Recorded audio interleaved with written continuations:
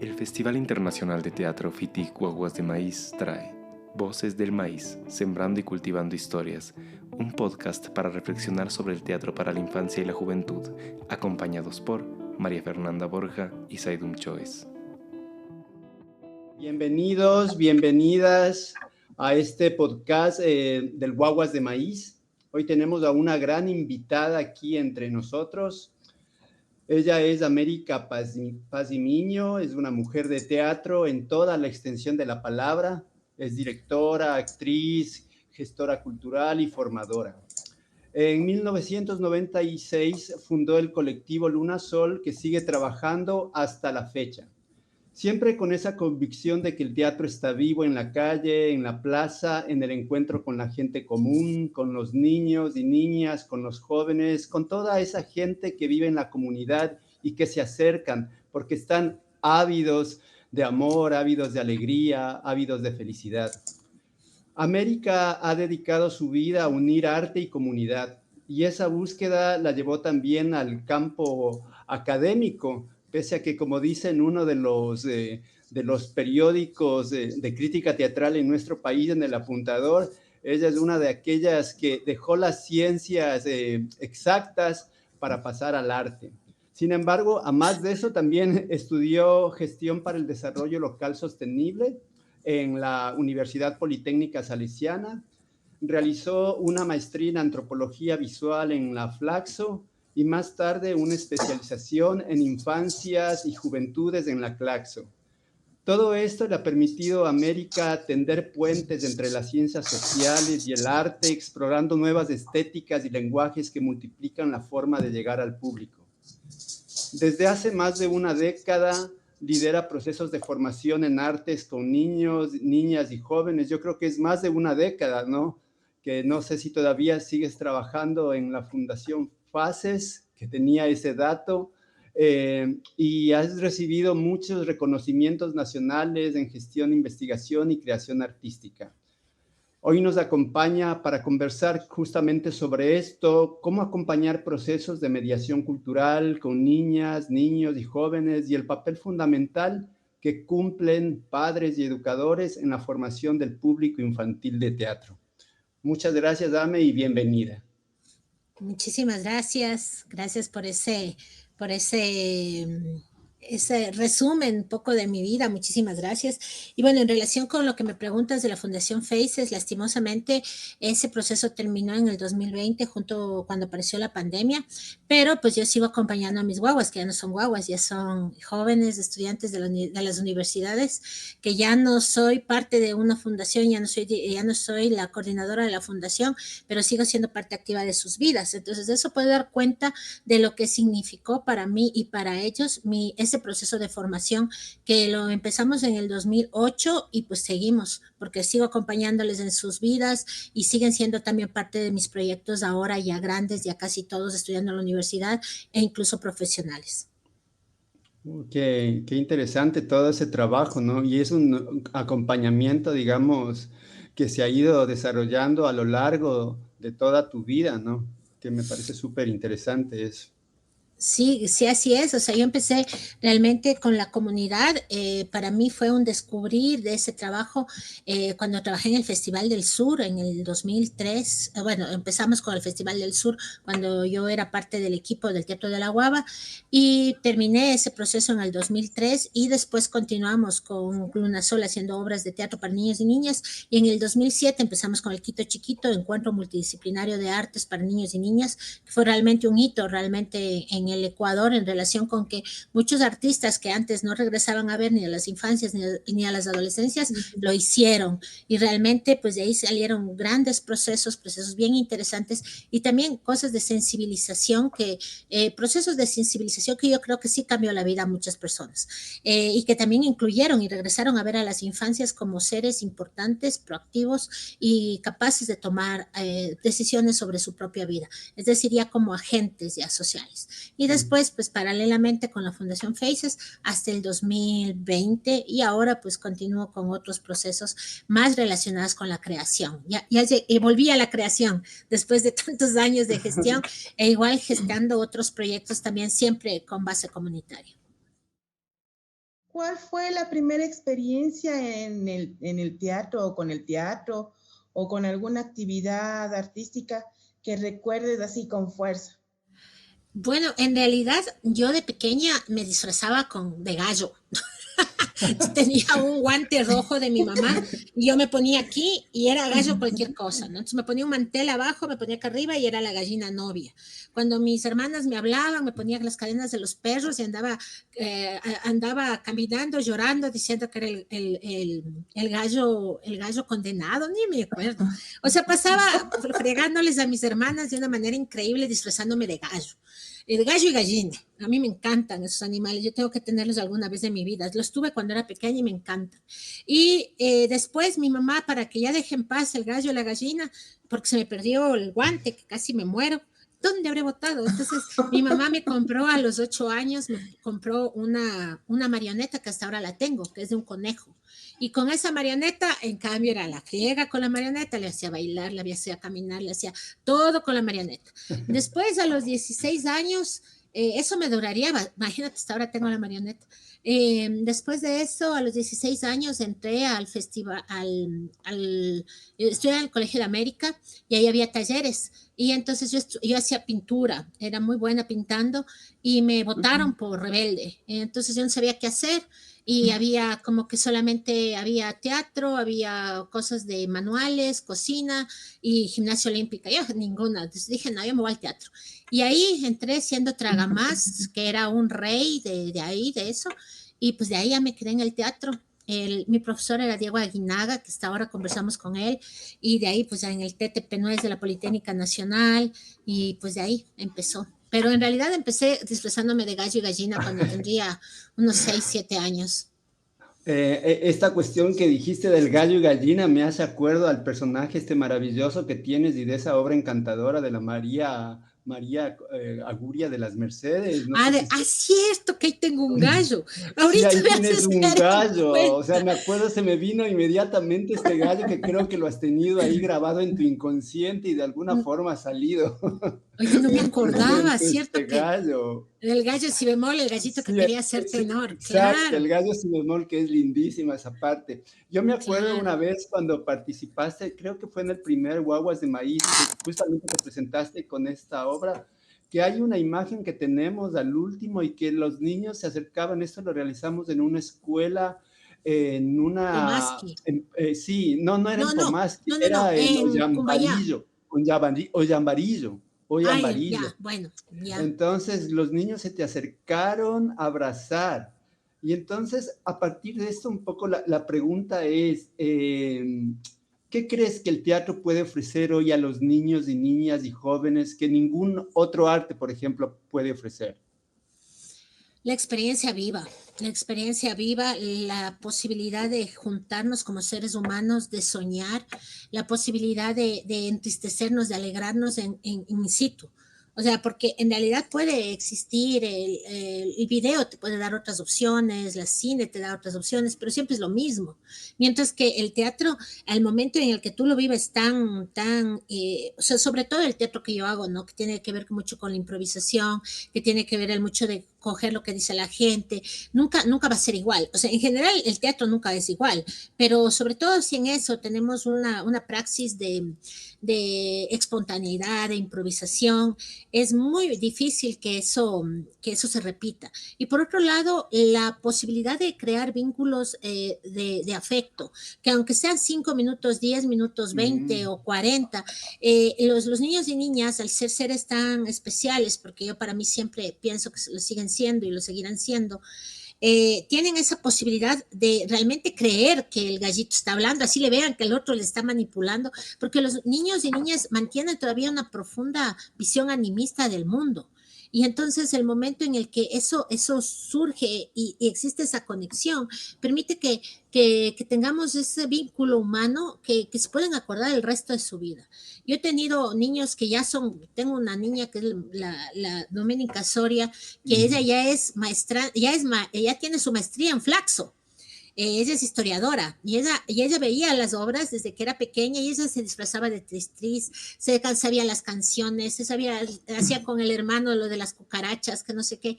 Y ella hasta ahora hasta ahora, por ejemplo, a sus estudiantes, porque ella fue profe, les enseña cosas con títeres, con un títere que nosotros hicimos juntas cuando estuve en un taller, una cuestión así, es la dientina, no, la dientina es otra, no me acuerdo cómo se llama ese títere. Y ella hasta ahora dice que esas obras en particular le movieron muchísimas cosas en su ser que nunca las ha olvidado. Y bueno, y tengo esta posibilidad de tener, y hay otras personas también que ya son adultos, personas, hombres y mujeres ya, personas adultas, que recuerdan las obras y todavía recuerdan lo que pasó en esa experiencia cuando eran niños y niñas. Tengo la suerte de poder tener esa vivencia, ¿no? De poder conversar con personas adultas que nos vieron cuando eran pequeños y que todavía recuerdan todavía recuerdan lo que se les decía en las obras y lo que vivieron en las obras. Entonces, sí es una experiencia súper gratificante, no solamente para nosotros como artistas, sino para las personas que nos ven, para el público asistente, ¿no? Entonces, yo creo que sí no creo que podría llegar a cambiar vidas, aunque yo en su momento lo pensé.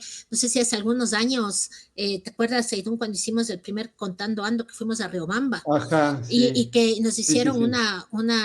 una entrevista particular y yo decía, no, es que el teatro es mi vida, y yo pensaba que el teatro era capaz de cambiar a las personas.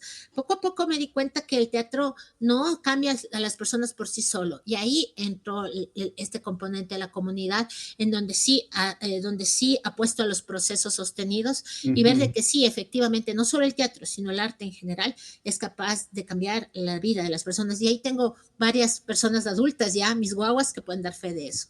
Qué lindo, porque justamente ahí se ve de lo que estamos hablando ahorita en torno a la cuestión de la mediación cultural, ¿no? O sea, y entonces un poco podrías ir cerrando más, digamos, ¿qué es para ti, desde tu experiencia, qué significa este acto de la mediación cultural cuando nos estamos refiriendo a los niñas, a los niños y a los jóvenes?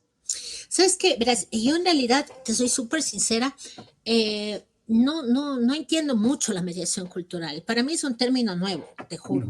Es un término nuevo que ahorita ya tiene hasta fondos concursables, que tiene concursos por acá, que tiene acompañamientos, que les dan recursos y todo, pero en realidad yo no entiendo mucho el concepto de mediación cultural.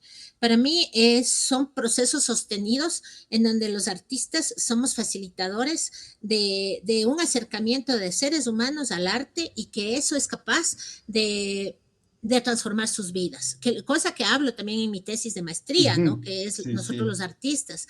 Entonces, en realidad, yo desconozco teóricamente qué significa la mediación cultural. Seguramente ya estudiaré algo al respecto, pero en este momento...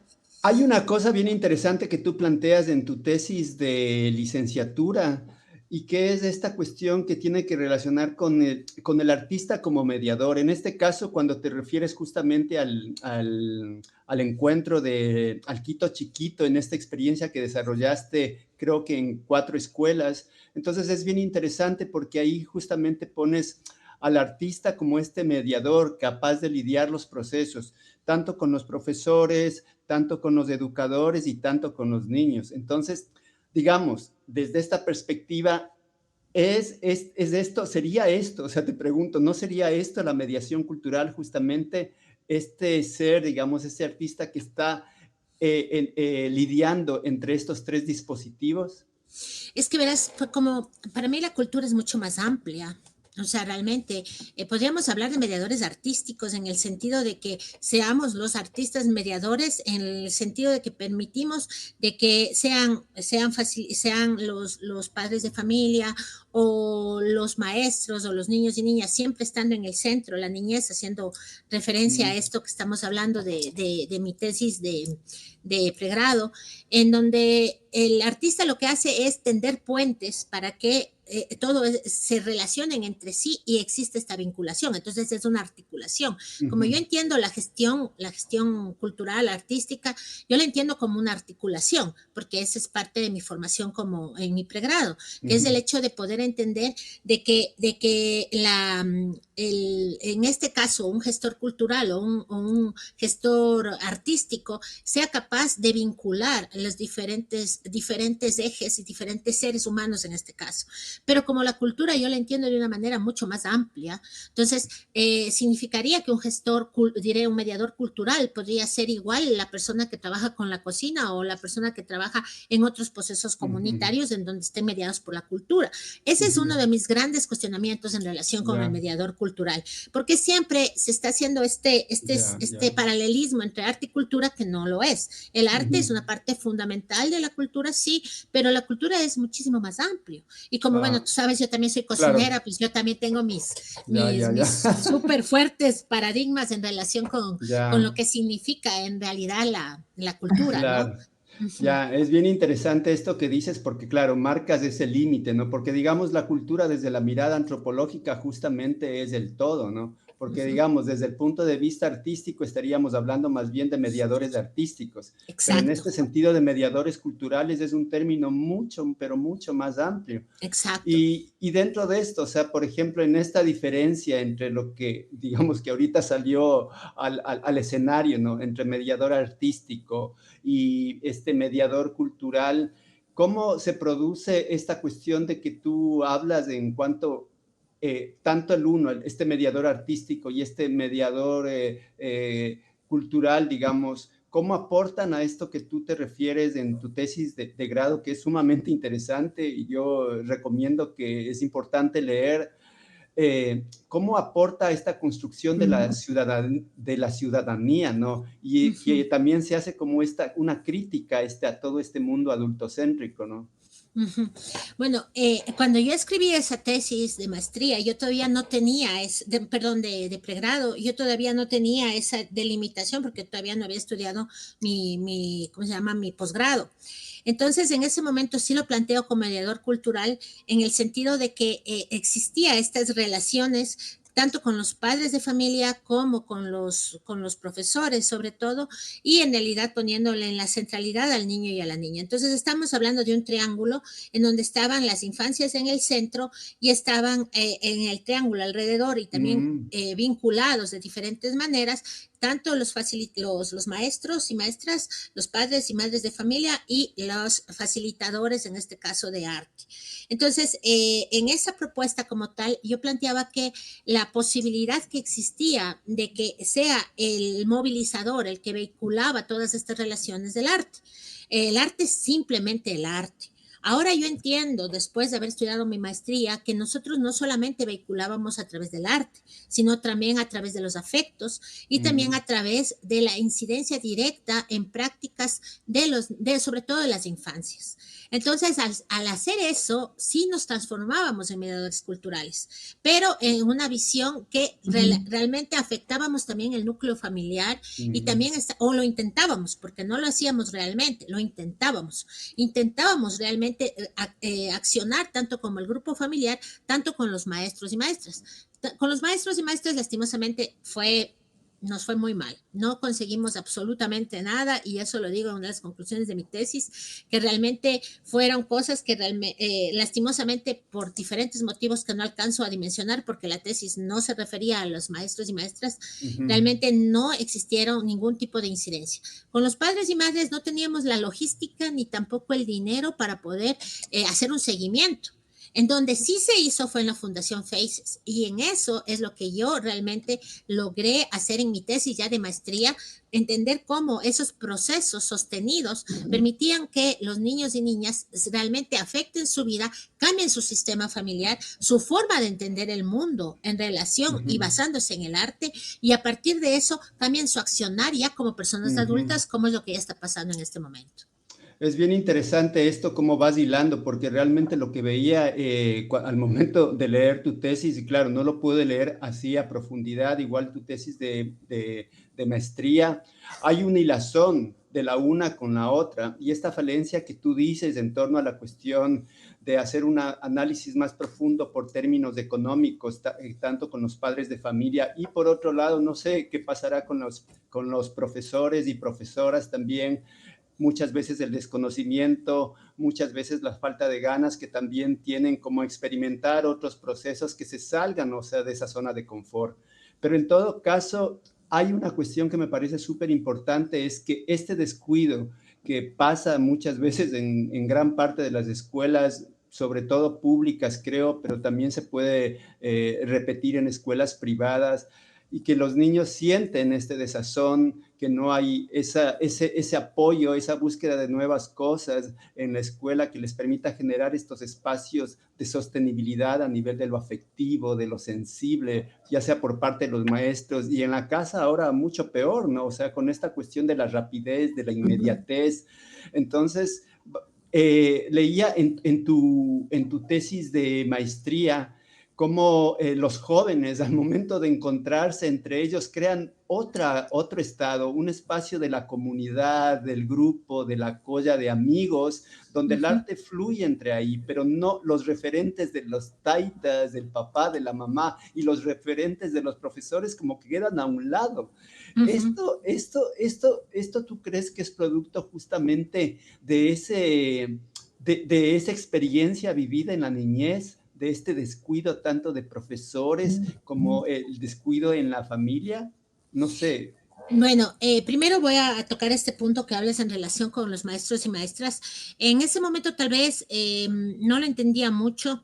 Yo soy hija de profesora fiscal, entonces sí entiendo también el gran grado que tenían, sobre todo los profesores, como que la gran carga, ¿no? Pero ahora, volviendo al tema, ahora en la actualidad yo tengo una hermana mía que es profesora, que le acaban de botar del colegio porque según ellos no era capaz de poder cumplir con todas sus obligaciones, y ella era profesora de 13 paralelos. Tenía una carga de 40 alumnos por cada paralelo. Encima de eso tenía que hacer un seguimiento personalizado a cada uno de ellos, aparte de que ella tenía un curso adicional, que era el que ella era la dirigente. Estamos hablando de una carga de trabajo sin sentido. Mi hermana está a punto de colapsar y le votaron precisamente porque decían que no era capaz de cumplir con todas las obligaciones que ella tenía, porque tiene un problema en la rodilla y le obligaban a subir y a bajar todo el tiempo 10,000 veces sobre las gradas, porque obviamente no hay ascensor ni nada. Y ahora mi hermana a sus 58 años, 58 años, le faltan 2 años para jubilarse, está devastada porque no sabe cómo es posible que después de tanto esfuerzo y después de tanto trabajo la hayan votado como que no sirviera para nada. Entonces, en realidad, yo en particular a los profesores, no puedo decirles lo hacen por desinterés o porque no les... Habrá muchos que sí, habrá muchos que no les interesa, pero también hay muchos que tienen tanta carga laboral y tienen tanto trabajo que en realidad no les da el tiempo. Entonces, en realidad, yo creo que sí existe la necesidad de una política pública en donde artistas que sepan de docencia, no necesariamente todos los artistas que hayamos estudiado algo, que hayamos hecho algún tipo de actividad artística sabemos de docencia, pero sí debe haber artistas que sabiendo de docencia sean capaces de poder incorporar al currículum de las diferentes instituciones educativas la posibilidad del arte como tal. Nosotros en la fundación nos volvimos un pilar fundamental y súper importante para los diferentes profesores, porque ellos venían a contarnos a nosotros los problemas que tenían los niños y niñas y nosotros les apoyábamos desde nuestro espacio. Entonces, en realidad, sí fue muy importante, sobre todo en la Fundación Faces, el acompañamiento que nosotros como artistas pudimos hacer a los profesores. Pero pedirles a los profesores que además tengan más carga, no me parece realmente justo ni es posible, porque realmente son unas cargas impresionantes las que tienen los maestros, sobre todo los fiscales. Ahora, en relación con esto que me decías, que ya me olvidé. ¿Qué me decías un poco hablaba de cómo en el momento de tu segundo trabajo de tesis, de esta investigación que desarrollas con los jóvenes, se ve una diferencia que los jóvenes tienen como referentes, ya no a sus maestros, ya no a sus papás, sino ahora tienen referente justamente a ese lugar que comparten ellos como una comunidad, ¿no? Entonces, esto te decía, esto se da por este quemimportismo, digámoslo así, ¿no? Quemimportismo de los padres o de los profesores, y que buscan ellos esta forma de unirse y trabajar en conjunto, no sé, un poco por ahí era la pregunta. Sí, ahora ya me acordé. Bueno, yo lo que pienso, bueno, dentro de mi tesis yo la había denominado este ser como el artista colectivo, ¿no? Que ellos lo consideraban como un espacio seguro de comunicación entre pares. Y ahí planteo, bueno, conceptos como el interaprendizaje y cuestiones así, que son los espacios donde ellos se juntan para poder hacer juntos arte. Ahora, en el caso en particular de estos niños, en particular eran niños y niñas que vivían en sectores periféricos, carenciados, con situaciones económicas muy complejas. Si es que esto hubiera pasado en otro espacio, tal vez en un lugar con mucho dinero, en donde el arte es una posibilidad más, realmente no hubiera sido objeto de estudio este caso en particular. Pero al no suceder eso y encontrar a niños y niñas que jamás en su vida hubieran tenido acceso al arte, en realidad lo que pasó y lo que yo siento que pasó es que los niños y niñas al enfrentarse con este mundo y darse cuenta que eran capaces de poder expresarse y poder hacer un montón de cosas a través del arte, y después no solo a través del arte, sino independientemente a cualquier cosa que ellos se dedicaban, considerando la creatividad y la libertad y el fortalecimiento de su autoestima frente a lo que se les pusiera por delante, eso permitió que ellos crearan sí esta como cofradía, digamos así, que hasta ahora se mantiene. Nosotros hasta ahora nos juntamos que en el Año Nuevo, que en la Navidad, que no sé qué, y siguen siendo, si no todos, la mayoría de los que estuvieron desde el principio. Desde que eran 8 años, ¿no? Desde que tenían 8 años. Entonces, esta cofradía como tal se vuelve como una especie de un espacio seguro para que ellos sigan mostrándose como pueden ser y un espacio seguro de defensa frente al afuera. Entonces, frente a estas otras personas que no conocen, y muchos de ellos han traído a personas del afuera, como a sus novios y cosas así, a este espacio. Están el tiempo que tienen que estar y se vuelven a ir. Pero yo no creo que haya sido solamente el hecho del desconocimiento o el asunto como que de que los padres no les hayan dado espacios. Lo que sí hay que estar claro es que estos niños y niñas pudieron estar y desarrollarse en este espacio porque sus padres se lo permitieron, porque si no, no lo hubieran logrado. Entonces, el apoyo como así de los padres y madres fue fundamental, aunque ellos ni siquiera entendían de qué se trataba, pero sí tuvieron la sensibilidad de decir, esto es importante, como el caso de la Ceci Chipantaxi, que ahorita está terminando ya su carrera como diseñadora de modas, en donde considerando que su mamá, una mujer analfabeta que trabajaba como empleada doméstica, ella tuvo la sensibilidad para decir, esto es bueno para mi hija. Y lo continuó y lo mantuvo y todo, y lo sigue apoyando hasta el punto de que la Ceci está terminando su carrera de diseño de modas en contra de todos pronósticos, ¿no? Porque decir, no, pues, o sea, una niña hija de una persona, de un albañil con una empleada doméstica, ¿cómo iba a soñar en hacer una cosa así? Y sin embargo lo está haciendo, ya lo está haciendo. Entonces, esa posibilidad fue gracias a los padres y madres que tuvieron esa sensibilidad, que tal vez no entendían del todo a dónde les iba a llevar o qué iba a pasar. O como los padres de Joel Toabanda y de Sebas Toabanda, que son comerciantes de arroz. Y ellos, sin embargo, tuvieron la sensibilidad, y ahorita Joel ahorita está haciendo videos para la gente de Chicha y ganando plata con eso, y tiene su canal de YouTube, y él me ha ayudado en muchas cosas. O sea, esa posibilidad que ellos no vivieron, los padres y madres, la vieron como una posibilidad para que sus hijos crecieran en un aspecto que ellos se imaginaban podía solucionarse, y se imaginaban podía darse, y se dio, y se ha dado. Entonces, no ha sido tanto no ha sido tanto como que el que me importismo, sino más bien como la falta de posibilidades de estas personas de conocer este arte como tal, que lo han vivido y lo han vivenciado a través de sus hijos, y a pesar de no entenderlo del todo, han tenido la sensibilidad de dejar que sus guaguas crezcan y fluyan con el arte, cosa que no pasaba con todos los padres y madres. Entonces, sí existía una cuestión de desconocimiento y de falta de interés de parte de los profesores y profesoras, sí, muchísimo, cuando ellos estaban sobre todo en el colegio, pero también les dejaban hacer sus cosas, o sea, no les impedían, y si es que alguien les impedía, llegaban los padres a poner orden, a pesar de que los padres, insisto, nunca lo vivieron y no lo entendían. pero tuvieron esa sensibilidad. Entonces, los niños y niñas, en este caso de particular, aunque ahora ya son jóvenes, ni siquiera son adolescentes, ya son jóvenes, tuvieron ese apoyo de parte de sus padres y madres. Tal vez la única familia que sí lo tenía súper claro era la familia Galarza, que su papá tenía, ambos eran universitarios, ambos habían tenido estudios universitarios y se daban cuenta de esa importancia, pero el resto, casi todos, eran personas que no entendían y sin embargo dejaron fluir las cosas. Entonces, esa sensibilidad es algo humano que te viene intrínseco. O sea, hay gente que no necesita estudios, no necesita el haber estudiado ni pregrado ni nada. Imagínate, la mamá de la Ceci ni a la primaria llegó, pero tenía la sensibilidad, que es algo humano, que se dio cuenta de que el arte iba a ser bueno para su hija. Y eso yo creo que es fundamental.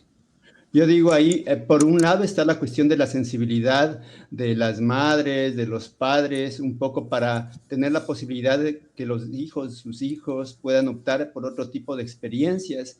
Y es interesante cómo esta cuestión de que tú hablas también en tu tesis, cómo el arte, el teatro, les permite a ellos convertirse en sujetos de derecho, pero no solamente a ellos, porque en este caso que tú estás hablando ahorita, también les convierte en sujetos de derecha por una cuestión de ósmosis, de cercanía también a sus madres, a sus padres, a sus familias, ¿no? Así es. Que es sumamente interesante eso, ¿no? Así es, y lo que es interesante de eso también es que, como lo que te decía, ¿no? Si es que había algún inconveniente, alguna imposición de parte de la escuela hacia sus hijos, los padres y madres que tal vez antes no hubieran sido capaces de decir esta boca es mía por miedo al profesor, a la directora o lo que sea, llegaban y se posesionaban delante de estas autoridades y decían, a ver, mi hijo no va a hacer esto porque no es correcto, porque él no quiere, y empezaron a escuchar por primera vez las voces de sus hijos e hijas. Y lo mismo sucedía en las, por ejemplo, hacíamos muchas veces exposiciones. Entonces, en La Colmena, que era un lugar donde el trabajo era más complejo porque las familias tenían muchos problemas de drogadicción, alcoholismo, distribución de drogas, prostitución, bueno, era muy complejo. Nosotros hacíamos exposiciones de arte y los niños les explicaban a sus papás lo que significaba el cuadro y las personas salían súper conmovidas, como diciendo qué barbaridad está viviendo mi guagua, yo ni me he enterado. Entonces, esos procesos de sensibilización permitían que el padre y la madre también, o sobre todo mamás, porque lastimosamente los grados de madres solteras también es bien alto, ¿no? Llegaban y decían, ¿cómo es posible que mi hijo esté viviendo esto y yo ni me he enterado? Entonces, el momento que pasaba eso, el siguiente problema que había, esa mamá que antes era incapaz de decir nada a favor de su guagua, decía, a ver, ratito, a ver, ¿qué es lo que vos estás pensando? Y eran cambio de prácticas dentro de la misma familia increíbles. Entonces, el arte ahí sí empieza a ser un mediador de comunicación también, que permite esa comunicación que solamente los oídos que quieren escuchar, escuchan, pero si ya están hablando con su hijo ahí, diciéndole esta obra hice para ti, o esta pintura significa esto, y este círculo que está aquí significa todo lo que yo siento cuando vos te peleas con el no sé cuantito. Entonces, eso les conmovía de una manera brutal a los padres y sobre todo a las mamás. Y eso... esto que estás, perdón, pero ya que estás diciendo ahorita es bien importante porque es esta ruptura de la que vos hablas, o sea, que dices, por ejemplo, que hay una reproducción de prácticas de consumo e imaginarios individuales en la escuela muchas veces, pero a través de estas cuestiones de las experiencias artísticas dentro de estos procesos de mediación artísticas, ves que hay un cambio, que hay un distanciamiento de las niñas, de los niños y de los jóvenes, y comienza a fluir otro tipo de imaginarios y que lo comparten también con su familia. En este ejemplo maravilloso que has puesto, cómo los niños y los jóvenes comienzan a compartir esas visiones que tienen sobre una obra artística, por ejemplo, me parece como maravilloso, ¿no? Y esa obra artística que casi siempre son autorreferenciales y que en esa autorreferencia les involucran a su núcleo familiar. Y el momento en que involucran a su núcleo familiar, las personas que lo toman, así sean las personas más Yo he visto personas, hombres y mujeres alcohólicos, así alcohólicos, dejar de tomar después de ver ese tipo de cosas. Y yo tenía una familia que era la familia Vilaña, igual en La Colmena, que sus dos padres alcohólicos, sus dos hijos, ambos con la fundación y ambos con problemas de retraso mental por el alcoholismo de sus dos padres, sobre todo el más pequeño. Y el momento en que ellos empezaron a verles a ellos que actuando, que cantando, que haciendo una cosa, que los videos, que no sé qué, ellos iban, ayudaban, que no sé qué, no cuánto, hasta que llegó el día que la Verónica Milaña les dijo, a ver, yo les hice esta obra y era una cosa en stop motion o algo así que hicimos y que los papás vieron y era como les ponía a ellos tomando. En el stop motion les ponía a los papás tomando y que después así, que se botaban y que ellos estaban así solos abrazados en una esquina, dejaron de tomar. Porque dijeron, qué bestia, hijo de madre, qué barbaridad. Eran los dos alcohólicos, los dos, no era lo uno, los dos. Y dejaron de tomar esa familia, por lo menos mientras yo tuve relación con esa familia, ellos no volvieron a tomar, no sé después.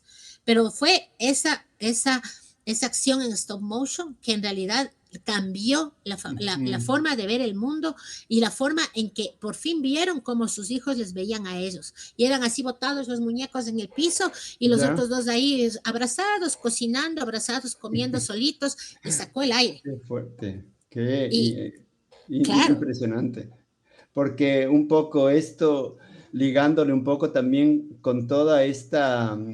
este pensamiento que tú desarrollas en tu tesis en torno a la cuestión de la producción de sentido, ¿no? Y diferenciando esta cuestión de la producción de sentido en torno a esas prácticas, digamos, de mediación artística que ahora se dan mucho en todo el mundo con esta cuestión de la voz por aquí, de la voz por allá, de se igual acá y me parezco a ni sé quién y a ni sé cuánto. O sea, hay una diferencia súper grande en estos procesos grandes que se desarrollan a nivel artístico, en estos procesos de mediación artística justamente para producir un sentido diferente, porque en este caso concreto que tú nos hablas del ejemplo de la joven, o sea, poniéndoles ahí, retratándoles a su entorno familiar, o sea, cómo se cambia inmediatamente, cómo el arte, yo creo que en este caso sí tiene como una capacidad transformadora, ¿no? Una capacidad de cambiar de inmediato lo que existe a su alrededor, o sea, por lo menos a nivel de la familia o a nivel de la comunidad.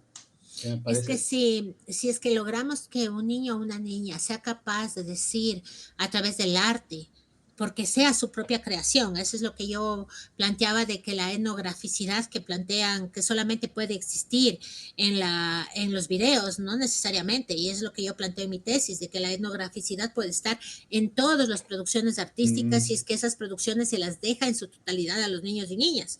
Ajá. Y entonces esto era tan cercano a esta familia y tan cercano a esta niña y ella se atrevió a hacerlo, pero después de como 3 años o 4 años de estar en la fundación fue la primera vez que se tuvo la valentía de hacerlo. Fue como que ahí fue el punto de quiebre para su familia y después de eso las cosas cambiaron radicalmente. Entonces sí, ella inclusive empezó a ser becada de la fundación por karate, porque era muy buena ella, y porque existían esas posibilidades dentro de la fundación, y los papás ya iban a verle lo que ella estaba en el karate y toda la cuestión, porque antes nunca. Entonces fue muy especial. No sé, después la guagua se quedó embarazada, no sé qué después qué habrá pasado. En realidad ya se perdió por esos lados. Pero en su momento como tal fue un caso muy, muy especial el de la familia Vilaña. En este proceso de este verbo que decías, porque le hiciste la etnografía, le verbalizas, etnograficidad. Etnograficidad. Sí, es un concepto, no me acuerdo a quién, pero yo soy malaza para los nombres, pero es un concepto que se plantea en las... que sale desde que se empezaron a hacer las nuevas visiones de la antropología, en donde ya no eres objetivo, sino que ya eres subjetivo y se le empieza a dar todos los grados de producción de los videos, sobre todo a las personas que son como, no se dice sujetos de estudio, pero son como los protagonistas de las obras. Entonces, esta de... es con A el nombre de ella, pero es una pensadora que planteó el concepto de etnograficidad. Entonces, dependiendo de qué tan cuán alto es este proceso de etnograficidad. Tu documental, que tú lo has hecho, a través de medios audiovisuales, Ardebol. Ya, entonces, ella plantea que si es que no, que dependiendo cuánto has dejado a estas personas, a los protagonistas de las historias, a hacer un documental o un producto audiovisual, es más etnográfico o no. Entonces yo planteaba que eso también podía llevarse a las otras artes, no solamente al cine, y eso es lo que yo planteo en mi tesis. Esto sería como un poco en relación a la cuestión de lo subalterno también, como darle la voz a estos oprimidos, digamos así, ¿no? A la gente que nunca ha tenido voz, digamos así, que el subalterno sale de su espacio, pero también y comienza a escribir, a reescribir, a crear una narrativa diferente a partir de su propio ser, de su propia realidad. Sí, efectivamente, así es, o sea, tiene que ver mucho con la subalternidad que plantea el adultocentrismo, sobre todo a las personas menores de edad, ¿no? A las personas que aparentemente no son capaces de tomar decisiones por sí mismos, y pues esa ha sido una de las cosas que más he planteado en toda mi vida profesional, en todas mis propuestas, en todo lo que yo he hecho, que los niños y niñas tienen la posibilidad real de ser agentes, y no solamente sujetos, porque el sujeto viene desde otra perspectiva, ¿no? Más bien como agentes de derechos capaces de tomar sus propias decisiones. El asunto es que si no se les da todas las herramientas para que puedan tomar esas decisiones o que puedan expresarse a través, en este caso, del arte, no es posible ni siquiera que sean capaces de exigir ni sus derechos básicos, ni sus derechos culturales, ni nada por el estilo. Entonces, por eso es tan importante que esta visión adultocéntrica, que es súper usual en nuestra sociedad, sea también como que es uno de los grandes cánceres de nuestra sociedad, ¿no? La visión adultocéntrica, racista, clasista y todos los istas que hay. Y creo que la Maffer quería decir algo desde hace rato. Sí. Es que bueno, está interesante y no vale cortarles, ¿no? Pero ya, con toda tu experiencia, con esto que nos has dicho sobre la mediación cultural y también esto de las herramientas para los niños, niñas y adolescentes, ¿qué estrategia concreta recomiendas a maestros, maestras y a los padres y a las madres de familia para que puedan acompañar este proceso, ¿no? Para que estos niños puedan, no sé, o sea, tener un sentido verdadero, salir adelante y puedan decir también sus cosas? Fuerte la pregunta, fuerte. En realidad yo no me veo en la capacidad de recomendar mucho. Mis conocimientos son limitados en relación, inclusive hasta de ser mamá, pero yo no soy mamá, ¿no? Entonces no puedo decir, son cosas que realmente desconozco. Pero lo que sí puedo decir es que el acceso al arte es fundamental. El acceso. Si es que no existe, ahora vamos a las políticas públicas de nuevo, ¿no es cierto? Claro. O sea, si todo está centralizado en un lugar donde a tu barrio que está en la quinta paila del infierno no llega a nada, es súper complejo. Entonces, o si no, vas a tu escuela donde todo está con profesores recontracargados de trabajo, donde no hay nada de arte, donde no hay nada, también es complejo, y con personas que trabajan de 7 a 7 o hasta más, no sé cuántas horas de trabajo para tratar de mantener a su familia. Entonces es más complejo todavía. Pero yo creo que dentro de eso, dentro de las posibilidades, de esos limitantes reales que existen, esa posibilidad del acceder, de esa posibilidad de vehicular ese acceso. O sea, por lo menos que los niños y niñas tengan esa posibilidad de no estar viendo solamente ciertas cosas en su teléfono ni nada, sino que las experiencias en vivo, que sí están, pero también es difícil, ¿no? Si es que, qué sé yo, es que yo les veía a mis madres de familia, ¿no? Que trabajaban todos los días limpiando casas desde las 6 de la mañana hasta las 8 de la noche. ¿A qué hora les llevas al guagua, aunque sea la presentación que está en la esquina? No hay cómo. O sea, esos también son problemas reales que existen. Ajá. Entonces, por lo tanto, es súper importante también como gestores, en este caso, como gestores artísticos, culturales, de lo que sea, permitir esos espacios para que los niños y niñas tengan acceso, así no sean vehiculados por sus padres, porque ellos tal vez no tienen tiempo, o no les da la sensibilidad, o no les da el alma para hacerlo, o no les da ni siquiera el cuerpo, porque están demasiado cansados. Entonces, esos espacios yo creo que es tratar no solamente una responsabilidad de padres, madres y maestros, sino nosotros también como artistas, la responsabilidad de permitir y de cumplir esos derechos culturales de los niños y niñas en el momento de abrir espacios en donde ellos puedan tener acceso. sea procesos, sea presentaciones artísticas, a procesos más sostenidos o lo que sea, en donde ellos y ellas puedan encontrar este otro espacio, esta ventanita que tal vez ha sido cerrada, sobre todo por una situación económica. Y como yo digo en una de mis clases, en una de mi tesis de maestría, que es súper extraña, pero que me la dejaron hacer porque está bien rigurosamente, había una parte en la que yo hablaba de que justamente yo me cuestionaba eso, ¿no? Y decía, ¿acaso el acceso al arte es solamente para las personas que tienen dinero? ¿Solamente es así? O sea, es así, o sea, sigue siendo tan clasista el arte como para que nosotros como artistas que no venimos de clase alta, que todos, la mayoría de los artistas escénicos somos personas del pueblo, hijos de profesora fiscal como en mi caso, hijas de personas realmente que han tenido que luchar, ¿me entiendes? Sí, sí. La mayoría somos eso. ¿Cómo Sí. es posible que no tengamos espacios para que personas como nosotros puedan ver arte? Mi hermana cuando vio el Quito Chiquito presentándose en su escuela, a mi hermana se le fueron las lágrimas y dijeron, ay, a mí como me hubiera gustado ver algo así cuando yo era pequeña. Claro. Y es así, es verdad, porque nosotros crecimos en escuelas fiscales, porque nosotros vivimos esas experiencias. Exacto. Y con padres trabajando de 7 a 7. Mi mamá no tenía tiempo de nada. Claro, Entonces, claro. ¿cómo? O sea, ¿Cómo? es esto que, volviendo así a esta imagen que tengo tuya, cuando los niños se acercan y te comienzan a dar estos abrazos fuertes de una forma afectiva a una persona que llega como de otro mundo, que nunca le han visto, pero te invade con todas esas historias y de pronto resulta que es más importante que incluso las personas que están alrededor todos los días. Entonces ves que hay una transformación y un cambio también. Ahora, Sí. leyendo tu tesis de maestría, a mí me pareció maravillosa la cuestión de la literatura.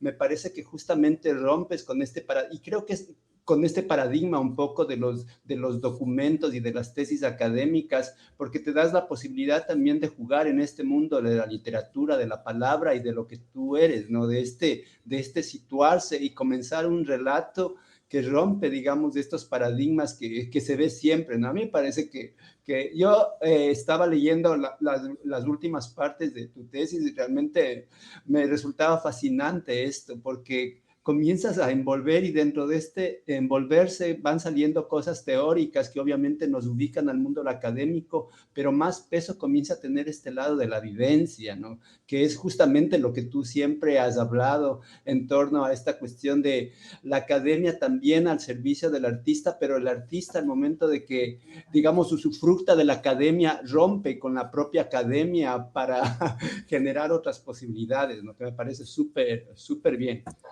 Sí, fue mágico realmente. Y cuando hice mi defensa de tesis, uno de mis lectores llegó y me dijo, yo solamente quería conocerte para ver a quién le dejaron hacer esto en Flaxo, porque era cómo te dejaron escribir así en Flaxo, llenos de dibujos, de notas, ¿cómo se llama? De poesías, de cuentos, Sí. que no sé qué. Yo No, decía, es ¿cómo te maravilloso. dejaron hacer esto? Yo le decía, gracias a mi director de tesis y gracias a que tiene y no es porque la he hecho yo, pero es cierto, porque soy una ñoña a más no poder, tiene una calidad teórica impecable, porque si no, no me hubieran dejado hacerlo.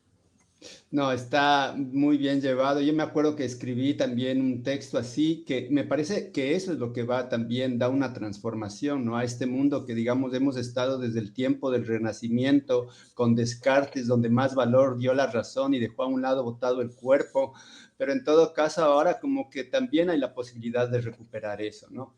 Y variando a este punto que ya estamos acabando un poco con la entrevista con la América, que ha sido súper enriquecedora escuchar tu palabra.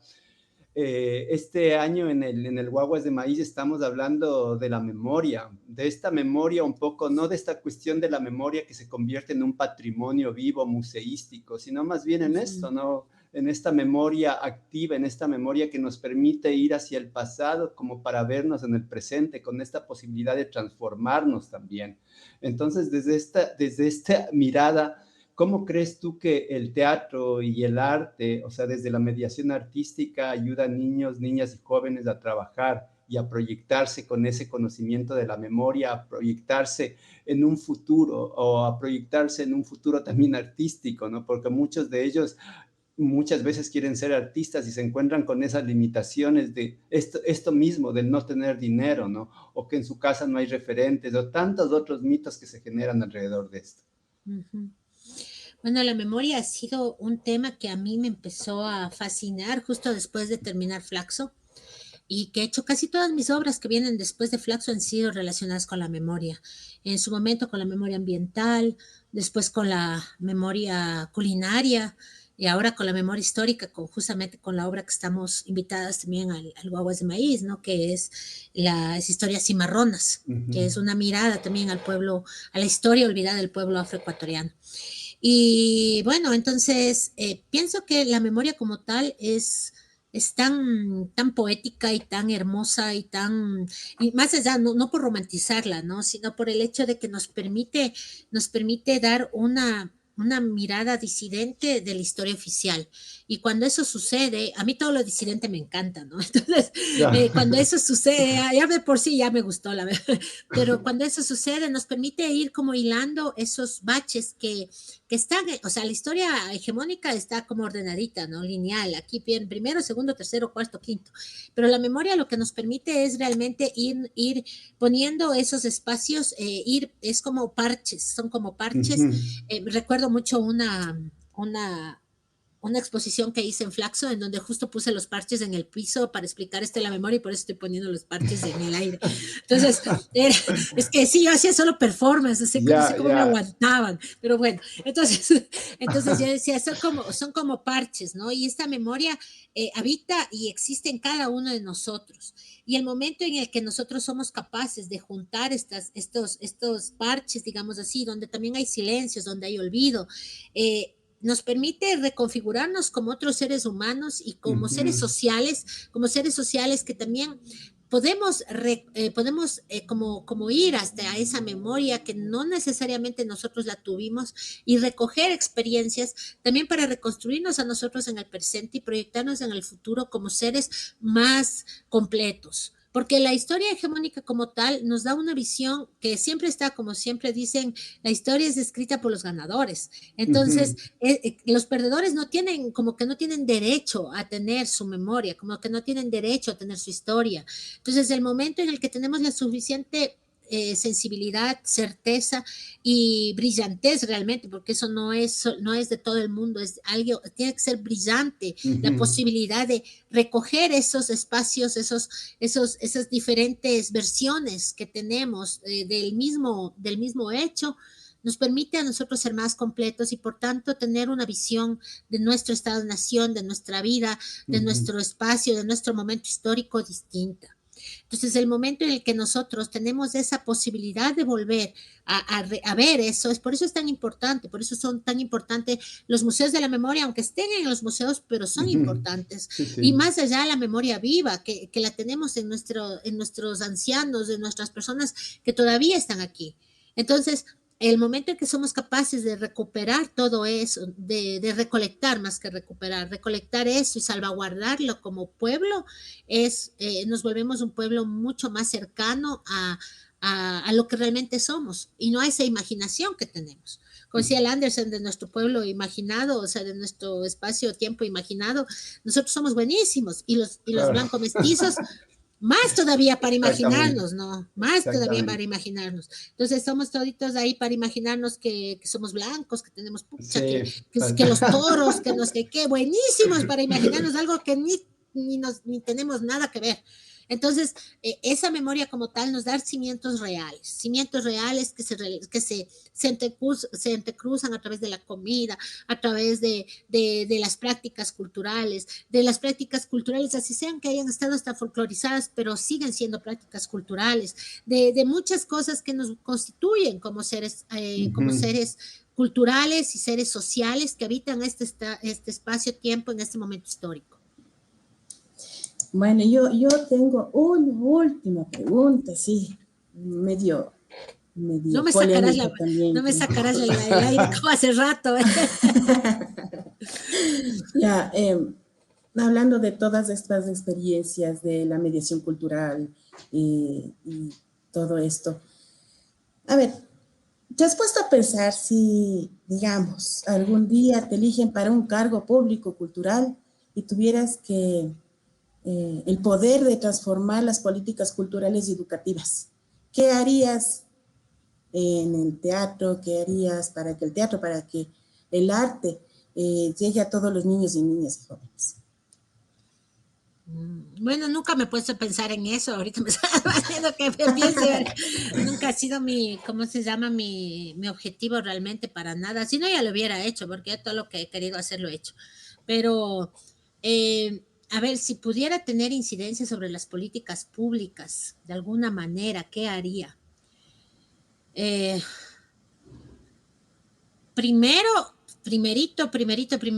sí sería como que haría una, ¿cómo se llama esto? Una veeduría de todos los procesos, de todas las partes, de todas las inversiones culturales que han existido en este país, primerito. A ver, viendo con datos y con hechos, a ver si es cierto que gastan la plata en lo que se supone y dicen que gastan. Entonces, los que no tienen problema en decir, bueno, no, pero hay algunos que ya son, ciertamente ya elefantes blancos que sí tendrían problemas en que se les diga, ¿no? Que primerito una veeduría, Raimundo y todo el mundo, ¿no? Sí, primerito.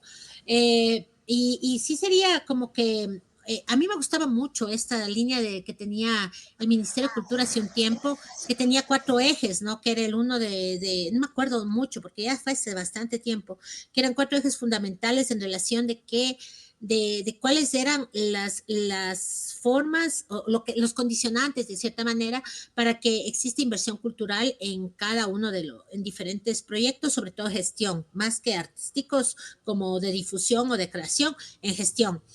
Y sí me parece que es necesario determinar y poner claridad en qué se gasta el dinero público en relación con el acceso a personas vulnerables sobre todo. Entonces, siendo para mí fundamental las infancias, las adolescencias, las juventudes, claro que sí. Y también las personas de la tercera edad, que no porque ya no, o sea, son espacios que ni siquiera se consideran muchas veces. Entonces sí pienso que son como necesarios lineamientos claros, tipos como cuántas por cada, o sea, cómo se va a invertir cómo se invierte el dinero en relación con la población, en dónde, porque muchas veces, por ejemplo, en circulación, cómo llega a la comunidad realmente, porque si yo tengo algo de circulación y me presento en el Sánchez Aguilar de Guayaquil, me presento en el Teatro Sucre de aquí y en algún otro teatro aniñado de algún otro lado, ¿dónde está realmente la comunidad? ¿Cómo puedo yo realmente devolver a la comunidad ese dinero que me están entregando a mí?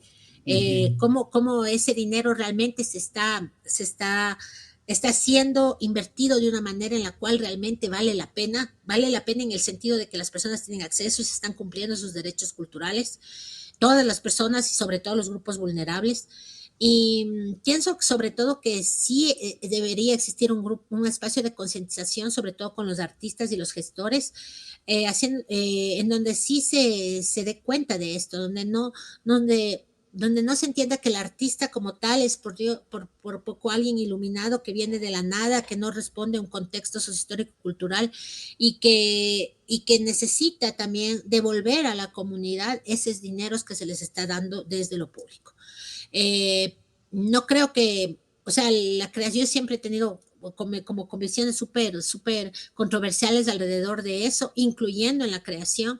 Yo pienso que todos quienes hemos ganado fondos públicos deberíamos tener la obligatoriedad, por lo menos, de hacer una función en un lugar donde las personas puedan ir y disfrutar de ese espectáculo, porque yo pienso eso en particular, pero sí es necesario que se dé una claridad específica en la circulación, en la difusión, sobre todo para los espacios vulnerables, y dar cuentas claras, reales, con hechos, con personas, o sea, no solamente con papeles, de qué es lo que se está haciendo con el dinero público en la relación con este tipo de inversiones.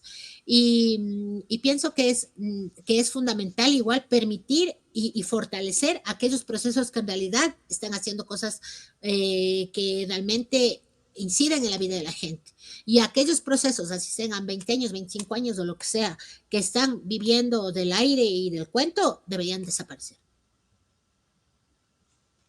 Pues bien, muchas gracias, Dame. Esas palabras últimas han sido muy potentes. Esperemos que mucha gente escuche y realmente ha sido bien iluminador toda esta conversación contigo. Y bueno, de mi parte, te agradezco mucho y pues ahí también la Mafo para allá Sí, pobre despedir. Mafe recién. Ya está despertándose la Mafo. Muchísimas gracias, Dame, por abrirnos de esta partecita de tu vida, compartir tus experiencias, compartir tus conocimientos, y que sigas de muchos éxitos. Y me parece tu trabajo muy, muy, muy importante para todo esto que es el teatro ecuatoriano y en sí el arte ecuatoriano y todo lo que haces con las comunidades me parece muy importante. Muchísimas gracias a ambos por abrirme este espacio, gracias por querer escuchar mi voz, mis experiencias. Ya estamos grandes y ya poco a poco se van olvidando de que uno se echó cosas, de rato menos pensado ya se vive en los libros y en las tesis nomás, claro. ya no existimos como realmente agentes, ¿no? Pero yo creo que también son partes de la vida, también son procesos, ¿no? En donde ya son momentos en los que ya por lo menos en mi caso yo ya estoy asumiendo otros momentos de mi vida y seguir haciendo las cosas desde lo que siempre se ha sido, ¿no? Como siempre he dicho, genio y figura hasta la sepultura, y como decíamos con la Fernanda López, mi militancia desde las infancias. Asimismo, y entonces muchas gracias por este espacio. Nos veremos pronto en el Guaguas de Maíz. Sí. Estamos súper felices de estar invitados este año. Ha sido realmente un gusto con este nuevo trabajo, que realmente para variar es disruptivo, como debe de ser, como lo que a mí me gusta hacer, y pues muchos podrán apreciar parte de la historia del pueblo afro en voces de personas afro, y con todo la potencia y todo la fuerza de personas, de artistas afroecuatorianos, artistas hombres y mujeres afroecuatorianas. Así es que contenta de ser parte de este proceso y de seguir aportando desde diferentes espacios a que las personas reconstruyamos nuestra memoria y saber que no estamos solitos en este país los blanco-mestizos, y que tenemos que abrir nuestra mirada, nuestra sensibilidad y sobre todo nuestro ser, a saber que somos muy diversos. Muchas gracias, Dame. Y pues, gracias a ustedes. Nos veremos en otra conversa aquí en estos podcasts, un poco donde estamos hablando del teatro para la infancia y la juventud. Con mucho gusto. Muchas gracias. Gracias a ustedes. El Festival Internacional de Teatro FITI Guaguas de Maíz trajo Voces del Maíz, Sembrando y Cultivando Historias, un podcast para reflexionar sobre el teatro para la infancia y la juventud. Nos acompañaron María Fernanda Borja y Saidum Choice. Recuerdo, memoria e insurgencia.